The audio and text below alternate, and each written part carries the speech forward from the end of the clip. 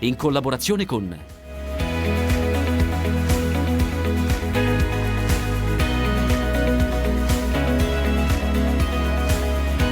AgriBanking, il tuo partner di filiera.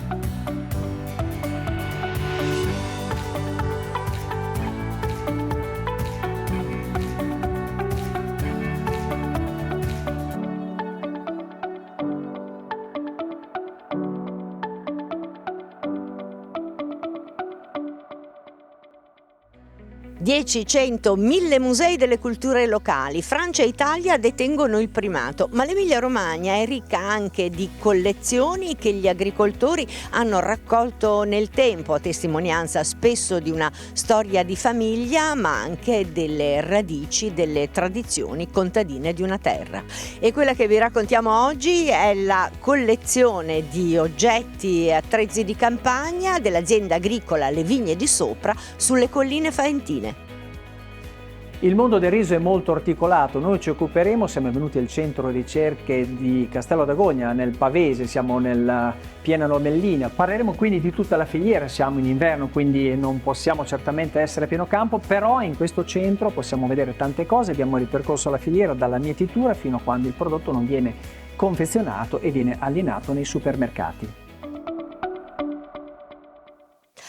Ed eccoci sull'AIA dell'azienda agricola per raccontarvi una storia antica che fa parte di una raccolta realizzata negli anni con tantissimo amore. Dove ci troviamo? Ci troviamo sulle prime colline faentine ad ospitarci l'azienda di Luigi Franzoni, Le Vigne di Sopra, e in effetti le vigne sono davvero di sopra, mentre qui di sotto entriamo subito nell'atmosfera di fine 800, inizio 900, insomma, quando l'agricoltura si faceva con degli attrezzi che oggi non ci sono più, ma qui invece ci sono tutti. Allora, buongiorno. Buongiorno.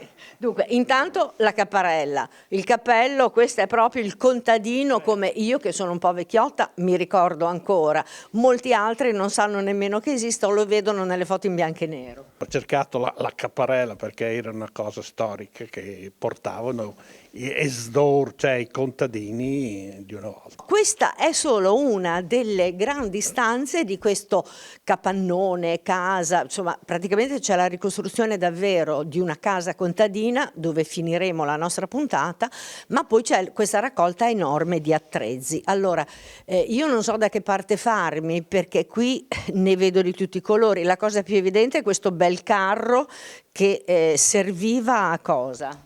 Cioè, questo qui adesso era in pratica era un carretto che serviva un po' in città per cioè lo stradino, il netturbino, perché tenere pulito la strada c'era la garneccia fatta di tamerecce e poi avevano il badile apposta per pulire, per tenere la manutenzione sia della strada sia anche i viottoli di campagna. Esatto, quella bella manutenzione che si faceva una volta.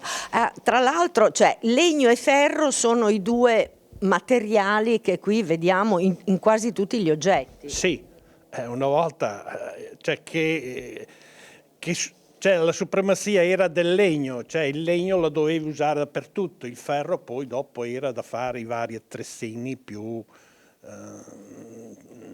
resistenti, ecco, certo. Così. Ecco, qui io insomma vedo tante cose e con l'occhio vado sul soffitto, sulle pareti, le foto, eccetera. Ma c'è qualche oggetto particolare? Là, ad esempio, vediamo Comune di Faenza, concorso del vitello. Tempo fa Faenza faceva 2 mercati all'anno che erano il vitellone grasso di Pasqua e un altro dopo. Lì ci sono i vari attestati che hanno avuto. Al mercato appena andavi che volevi partecipare ti segnavi. Quando era passato la giuria, dopo ti davano il cartello da mettere davanti al soggetto, cioè al vitellone che prendevi il premio. Qua ci sono le bandiere che poi te le davano. Se era il premio di prima classe era bianca, di seconda classe era verde e il rosso era di terza classe. Capito. E l'oggetto lì di legno su cui è appoggiata la cosa era quello che andava... il giogo. Che andava ai buoi quando attaccavi qualche attrezzo. Mentre lì al centro si vedono quelle cose bianche, erano il gesso che quando andavi al mercato lo stendevi sopra al vitello perché doveva essere bianco. Ah, quindi si bleffava anche un po'.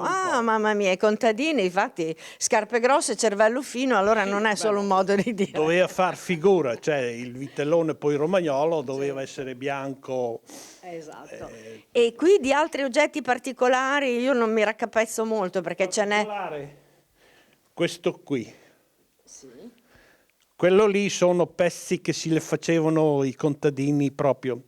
È un correttore di corna. Cioè si metteva al vitello giovane o anche alla vacca, cioè giovane, che le corna dovevano essere rivolte in alto. Ho capito. Perché dopo andavano meglio a legarle al giogo. Esatto. E poi avevano anche un'altra funzione perché se erano voltate in alto era più difficile che ti facessero male. Se giravano in fuori era sufficiente esatto. che se ti la beccavano, vacca ti beccava, ti prendeva con la punta delle corna. Poi vediamo, vabbè, tutti i ferri da cavallo, qua tutta una serie, questi qui si usavano un sacco in campagna una volta, com'è che si chiamano? I falcetti. Falci. Guarda che bellissime foto, tra l'altro c'è quella di quella famiglia che sul carro attraversa il fiume per andarsi a sposare e il carro è trainato dai buoi, quindi è proprio un'immagine, questa credo che rappresenti proprio un'epoca che non esiste davvero più. Epoca fine 800, primi del Novecento. Ecco, tra l'altro vi dicevo cultura locale perché in effetti vedete che non c'è solo quello che era l'attrezzatura agricola, diciamo, ma ci sono oggetti che facevano parte un pochino anche di tutti i mestieri artigiani, lì vediamo le forme del calzolaio, vediamo i martelli che servivano magari per fare delle incisioni, vediamo tutto ciò che rappresentava il mondo di un tantino di anni fa. E anche quel trattore rappresenta un pezzo di un po' di anni fa, è un Randi. Cugini Randi che li faceva a Bagnacavallo. Però insomma si mette ancora in moto. Quello lì va ancora in moto. Questa è la dimostrazione di come facevano le cose una volta, senza elettronica, ma si andava veramente bene. Tra l'altro la cosa bella di questi oggetti è che sono proprio esteticamente belli, come sono congegnati, e poi hanno sempre dietro appunto un'arguzia. Questo ad esempio, Luigi? Questo ha la sua storia che è del periodo della guerra. Nel periodo della guerra non potevi andare al mulino e in casa dovevi anche avere poco grano, quindi per poterti fare la farina si erano studiato un macinino familiare, il quale macinavi quel po' di grano che avevi nascosto in casa per poterti fare il pane, la minestra, cioè quello che ti occorreva. E questo qui poi se lo passavano le varie famiglie, i vari vicini.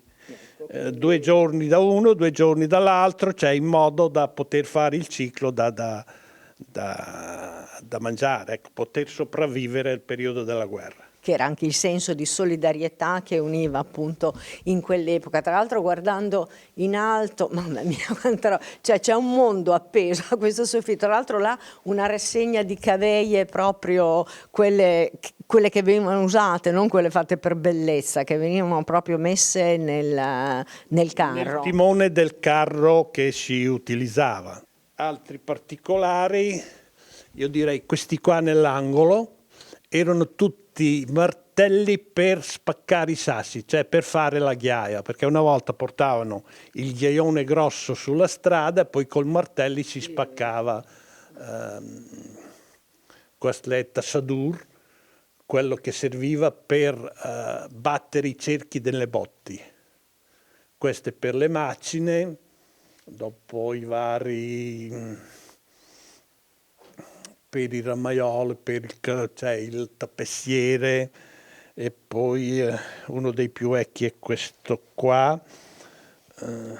Questo è uno dei più, io ritengo dei più vecchi, ecco, che ha più età.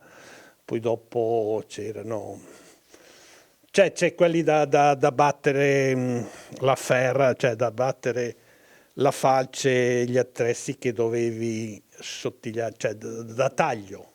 Allora, chi utilizzava parecchio la carriola, quella lì era una fascia che ti mettevi a tracollo, cavallo del collo, e le cordicine le infilavi nel manico della carriola, perché se usavi tutto il giorno la carriola, le braccia ti facevano male. Quindi era un espediente per fare un po' meno fatica con la carriola. Ecco, mi pare che tutto quello che raccontiamo ci faccia capire come, insomma, era un mondo rurale che lavorava con le mani, rustico, fatica, sudore, eccetera, però c'aveva una testa, mamma mia, Sì, un bell'ingegno. Dopo ognuno si studiava il modo di fare meno fatica. Anche perché ognuno poi ci sapeva fare con le mani, quindi sapeva anche creare i propri attrezzi. Io continuo a guardarmi attorno, non riesco a guardare l'obiettivo perché è talmente tutto bello. Allora, vi abbiamo raccontato solo uno spicchio di queste cose, non è finita perché poi ci sono le altre stanze da visitare.